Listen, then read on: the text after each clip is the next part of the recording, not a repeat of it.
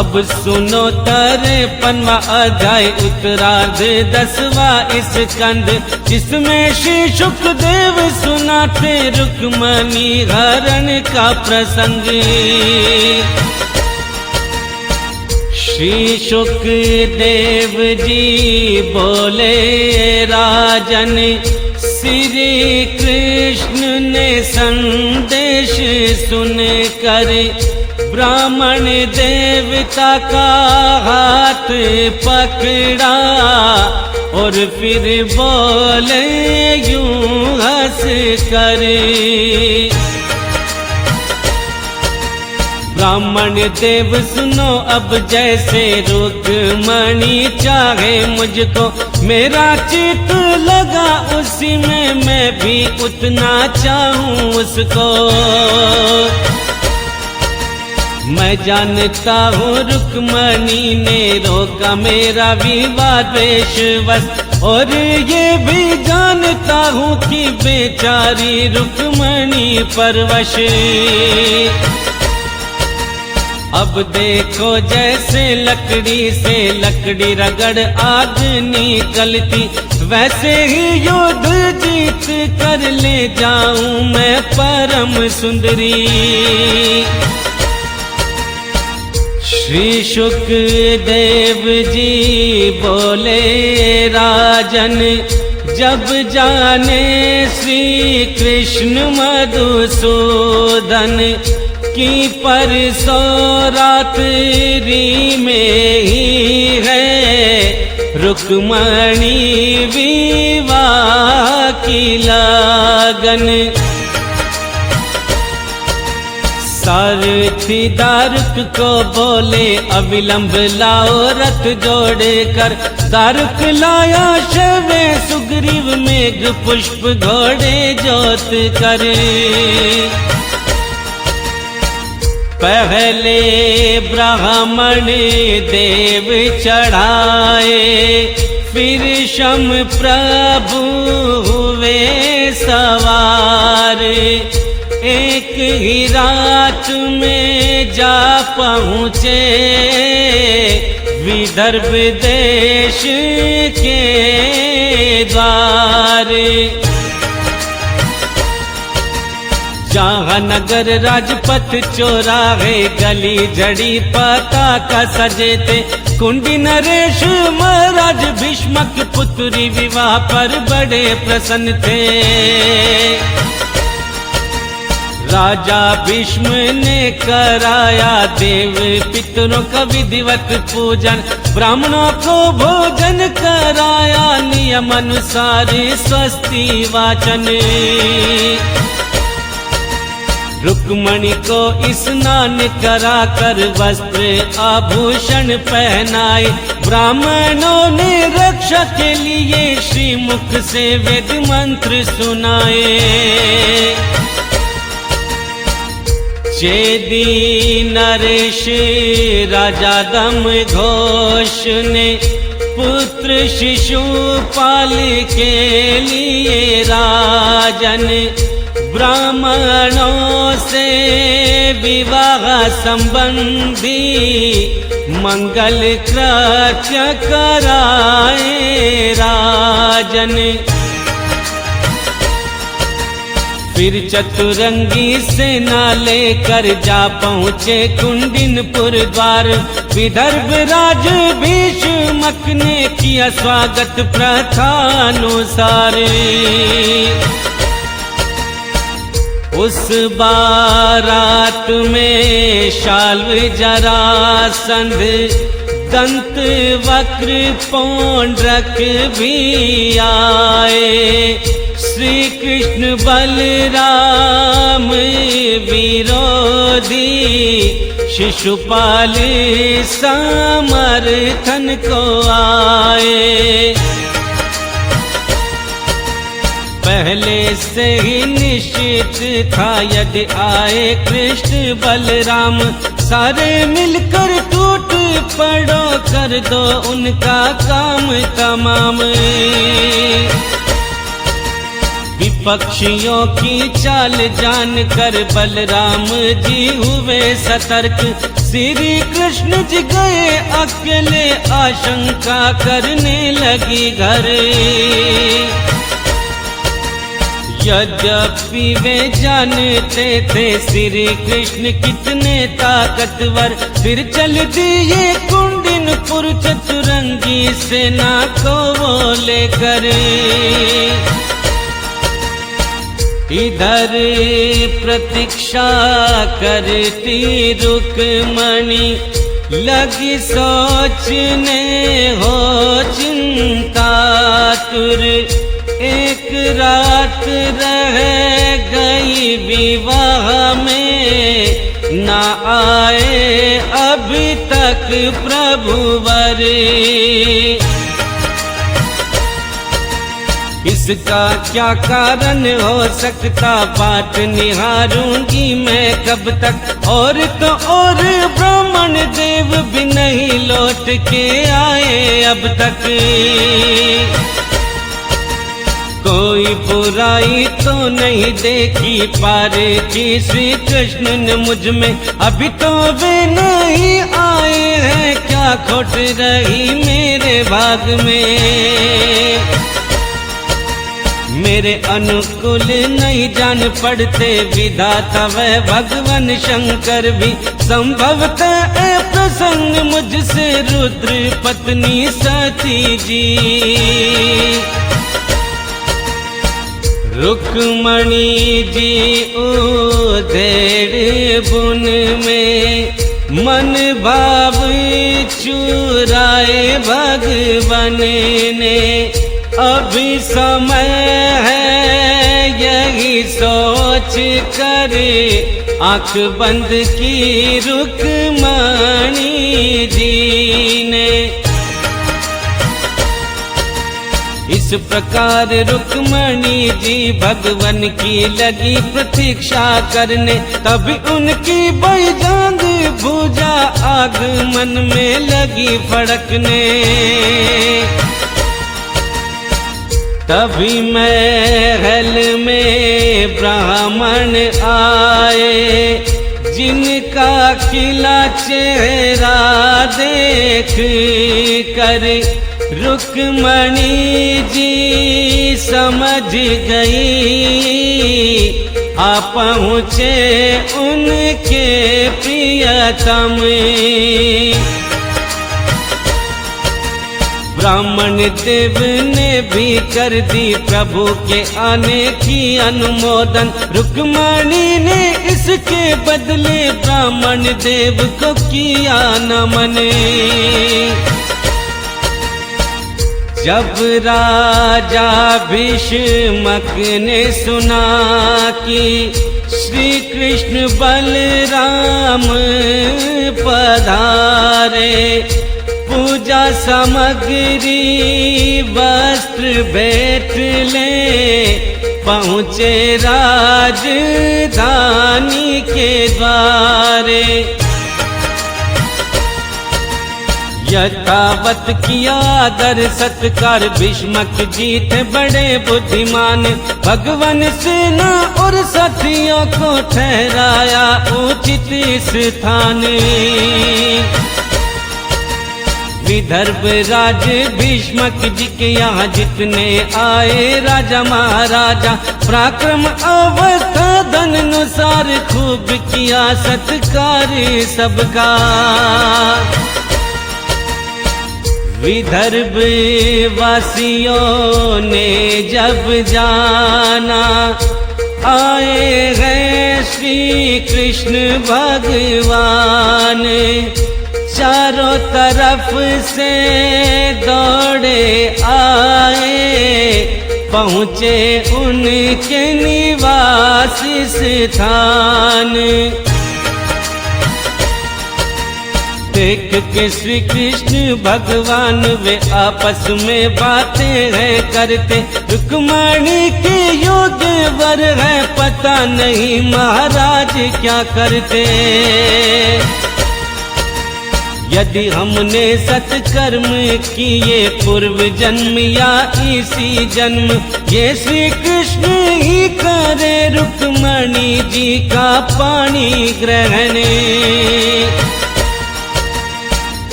राजन अब रुक्मणी जी चली मंदिर की पूजा करने, अनेक सैनिक नियुक्त थे राजकुमारी की सुरक्षा में। रुक्मणी पैदल ही जा रही श्री कृष्ण का करती चिंतन, मौन थी सखी सहेली माता शस्त्र सुसज्जित सैनिक राजन। मृदंग शंख ढोल तुरही और बेरी थे बाजे बजते, वीरांगना सूत बंदी जन उनकी जय जयकार करते।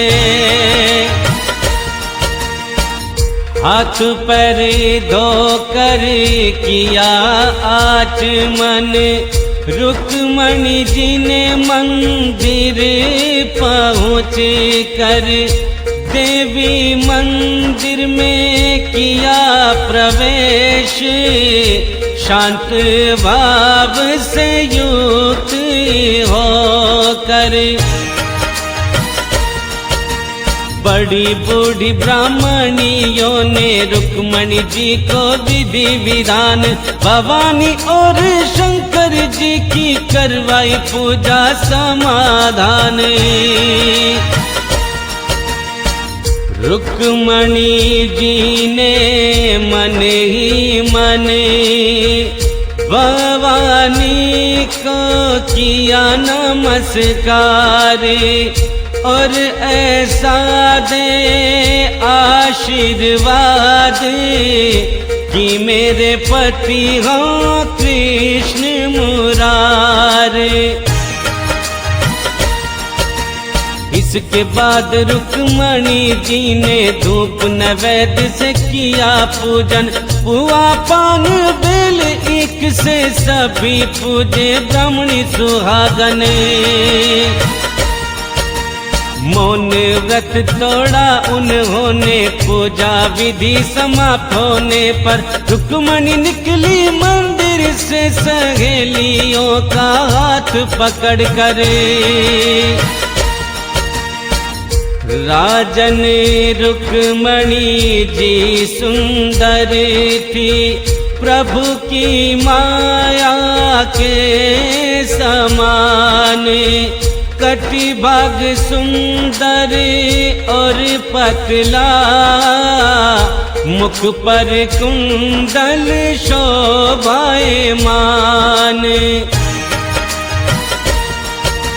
किशोर तरुण अवस्था संधि उभरे हुए वक्ष स्थल, लटकती अलकों के कारण हो रही थी दृष्टि भी चंचले। लाल होठ कुदूर समान, उन पर मनोहर मुस्कान, और दांतों की पात चमकती राजन कुंद कली समान। पाँव में पैजेब चमकती, घुंघरू करते रुंझुन रुंझुन, उनको देख यशस्वी वीर मोहित हो गए थे राजन। खुला सौंदर्य खुली मुस्कान, मूर्छित योद्धा चित लुटा कर, अस्त्र शस्त्र हाथों से छूटे, शम आगीर सब धरती पर। श्री कृष्ण की करती प्रतीक्षा, बड़ी लिए लजीली चितवन, और राजन उसी समय हो गए श्री कृष्ण के दर्शन। राजकुमारी रुक्मणी जो ही चढ़ना चाहती थी रथ पर, तभी श्री कृष्ण ने उनको उठा लिया अपनी भुजाओं पर। और फिर सैकड़ों राजाओं के सिर पर पांव रखकर रुक्मणी जी को बिठाया गरुड़ ध्वजा वाले अपने रथ पर।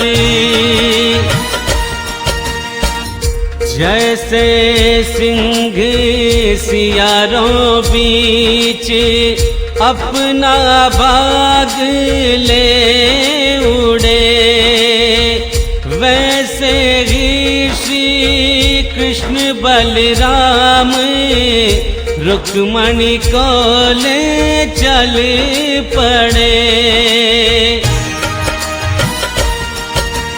उस समय जरासंध जैसों को सहन न हुआ तिरस्कार, सबके सब चिढ़कर बोले हमारे जीवन को धिक्कार। आज हम लोग धनुष बाण ले यूं ही चुपचाप खड़े रहे, और वो ग्वाले सिंह समान राजकुमारी को ले उड़े।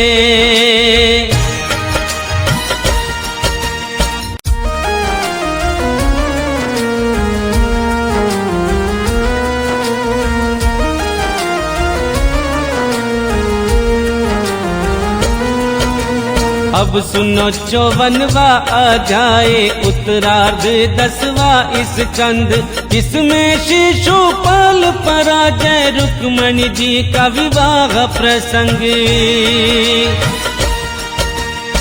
श्री शुकदेव जी बोले राजन, इस प्रकार सभी कहे सुनकर वाहनों पर हुए सवार, अपने अपने कवच पहन कर। जब यदुवंशी सेनापतियों ने देखा आ रहे शत्रु चढ़कर, अपने अपने धनुष टंकारे डटे सामने पीछे घूम कर। जरासंध सेना में धनुर्विद कोई हाथी कोई घोड़े पर, करने लगे बाणों की वर्षा, कोई चढ़ा हुआ था रथ पर। श्री कृष्ण की सारी सेना बाण वर्षा से ढक गई, जिसे देख रुक्मणी जी राजन भयभीत हो गई। भगवान ने कहा हंसकर, भयभीत ना हो तुम सुंदरी, शत्रुओं को नष्ट करेगी अभी अभी सेना हमारी। इधर गद और संकर्षण शत्रुओं को करते छिन्न भिन्न, करोड़ों सिर खड्ग गदा जागे कट कर गिरे राजन। अंत में यदुवंशियों ने शत्रु सेना नष्ट की राजन, जरासंध आदि राजा भागे देखो पीठ दिखा कर। भावी पत्नी छिन जाने से शिशुपाल हुआ मरणासन, उसे समझाते हुए बोला पास आकर जरासंध। शिशुपाल जी छोड़ो उदासी, कुछ भी ना रखो अब मन में, प्रतिकूल या अनुकूल स्थिर ना रहे समय कभी जीवन में। जैसे कठपुतली नाचती बाजीगर इच्छानुसार, वैसे ही प्रभु आधीन रह कर जीव करता है व्यवहार। देखिए मुझको श्री कृष्ण ने हराया था 17 बार, मैं केवल एक बार जीता, मैं जीता 18वीं बार। लेकिन ना तो शोक करता और ना ही करता मैं हर्ष, क्योंकि प्रारब्ध अनुसार प्रभु जग जोरे चराचर जगत। इसमें कोई संदेह नहीं कि हम वीर सेनापतियों के नायक, किंतु नहीं रहे हम अब श्री कृष्ण से लड़ने लायक। इस बार शत्रु जीता क्योंकि काल उसके अनुकूल, तब हम भी जीतेंगे जब काल होगा शत्रु प्रतिकूल। राजन इतना समझाने पर शिशुपाल लौटा राजधानी को, जो बचे थे मित्र राजा चले गए अपने नगर को।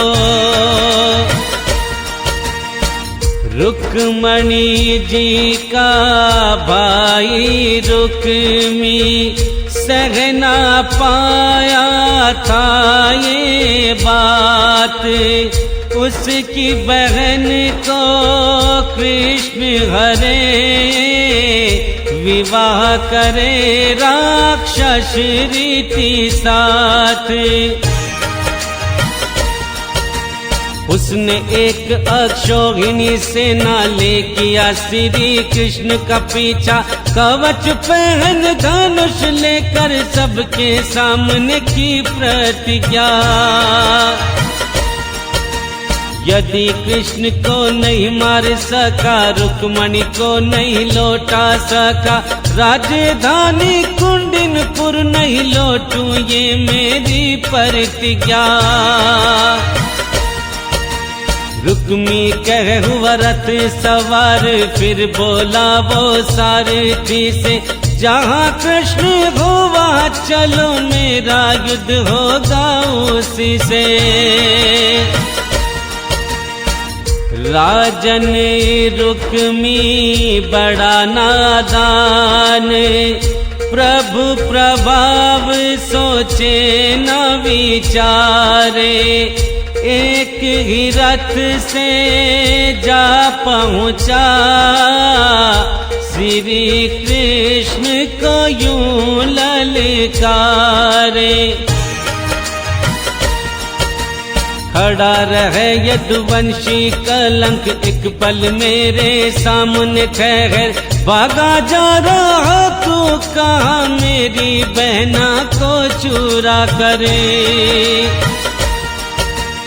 अरे मंद तू बड़ा मायावी, कपट युद्ध में बड़ा कुशल तू, इससे पहले मैं तुझे मारूं रुक्मणी को छोड़ दे तू। श्री कृष्ण ने धनुष काटा और उस पर छोड़े 6 बाण, 4 घोड़े पे 2 सारथी, 3 ध्वजा पर छोड़े बाण।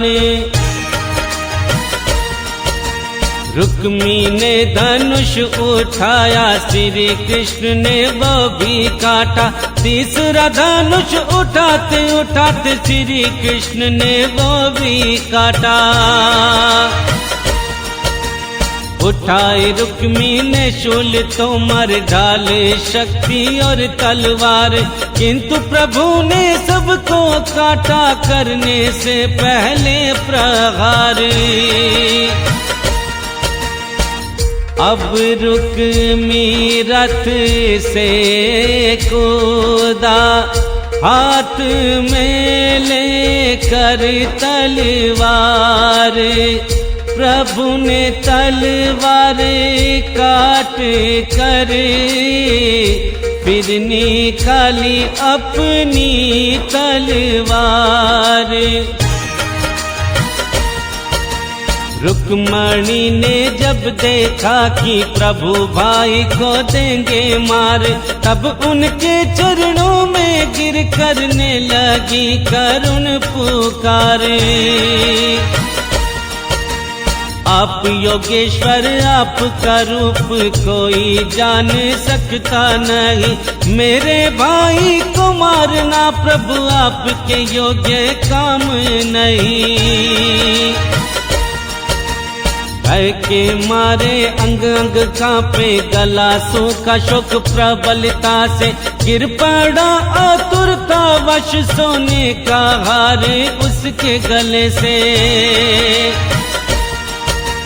परम दयालु श्री कृष्ण जी करुणा से हुए थे द्रवित, रुक्मी के वध का विचार उन्होंने कर दिया स्थगित। फिर भी रुक्मी बाज न आया, प्रभु ने दुपट्टे से बांध दिया।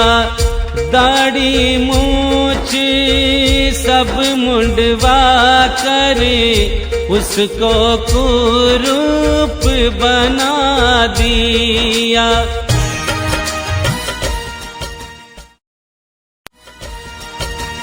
तब तक बलराम जी ने देखा शत्रु सेना की तहस नहस, लौट के आए तो देखा पड़ा रुक्मी दुपट्टे से कसे। सर्वशक्तिमान बलराम को आई उस पर बड़ी दया, उसके बंधन खोल कर श्री कृष्ण से उन्होंने कहा, कृष्ण तुमने ये क्या किया, ये कर्म हमारे योग्य नहीं। संबंधी को कुरूप बनाना उसके वध जैसा ही। अब बलराम रुक्मणी से बोले, साध्वी बुरा ना मानना, जीव को अपने कर्मों का फल सदैव पड़ता भोगना। बलराम जी श्री कृष्ण से बोले, इस तरह वध उचित नहीं, वह तो अधमरा ही है, मर चुका तो वो पहले ही। यह ठीक है कि जो लोग धन के नशे में अंधे रहते, वे राज पृथ्वी तेज कारण तिरस्कार कर दिए जाते। अब बलराम जी रुक्मी से बोले, तुम्हारे भाई को था अभिमान, उसके मंगल के लिए ही किया गया ये दंड विधान।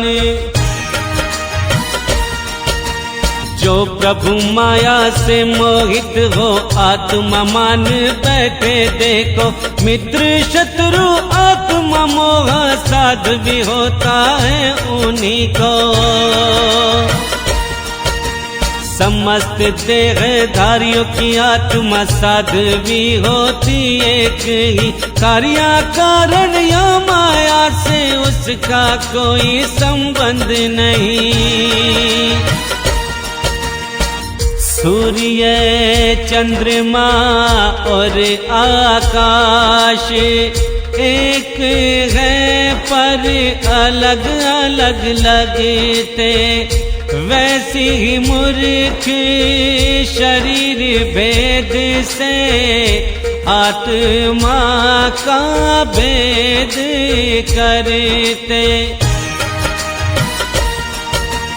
हमारा यह इस स्थूल शरीर आदि अंत वाला है देवी, पांच भूत पांच प्राण त्रिगुण वाला स्वरूप देवी।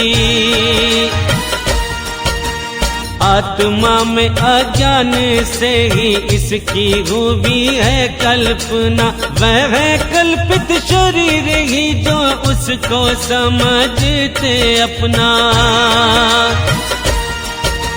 रूप और नेत्र दोनों को सूर्य ही प्रकाशित करता, अतः सूर्य का नेत्र रूप से संयोग वियोग न होता। संसार सत्ता आत्मा सत्ता के कारण जान पड़ती है देवी, फिर आत्मा संग अन्य पदार्थ संयोग वियोग कैसे हो देवी। जन्म लेना रहना बढ़ना बदलना घटना मरना देवी, सारे विकार शरीर के हैं आत्मा के न होते देवी। कृष्ण पक्ष काल क्षय होता, चंद्रमा का क्षय नहीं होता देवी। अमावस्या के दिन व्यवहार में चंद्रमा का क्षय कहते देवी।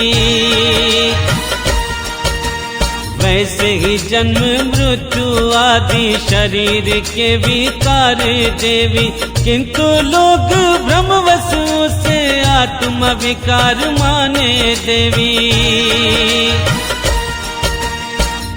जैसे स्वप्न में मनुष्य भोगता भोग्य फल का अनुभव करता, उसी तरह अज्ञानी मनुष्य संसार चक्र का अनुभव करता।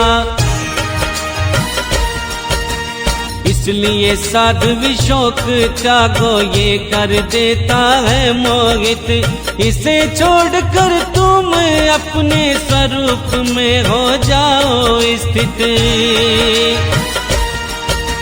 श्री शुक्रदेव जी बोले राजन, बलराम जी ने यूं समझाया, रुक्मणी जी ने समाधान कर अपने मन का मैल मिटाया। रुक्मी की सेना और तेज नष्ट हो चुका था राजन, अपमानित कर छोड़ दिया आशा अभिलाषा व्यर्थ थी राजन। उसने अपने रहने के लिए भोज कट नगरी बसाई, बिना कृष्ण मारे बहन लौटाए कैसे कुंडिनपुर लौटे भाई। राजन ऐसे श्री कृष्ण ने सभी राजाओं को जीत लिया, रुक्मणी को द्वार काला कर विधि पूर्वक पाणी ग्रहण किया। द्वारिका में मना उत्सव, सभी ने कुंडल किए धारण। एक रुक्मणी दुल्हन, दूसरी द्वारका बनी दुल्हन राजन। बड़ी पताका रत्नों के तोरस, माला वस्त्र धूप चंदन, जल भरे कलश दूब खिल, नगर शोभा थी विलक्षण।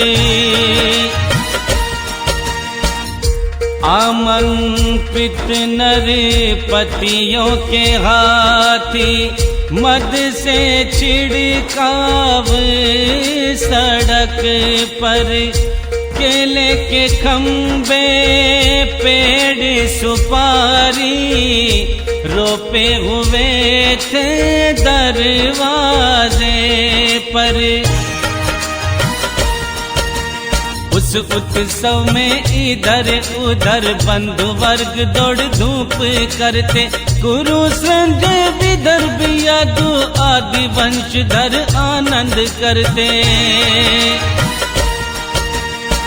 लक्ष्मी जी को रुक्मणी रूप, भगवान श्री कृष्ण संग राजन।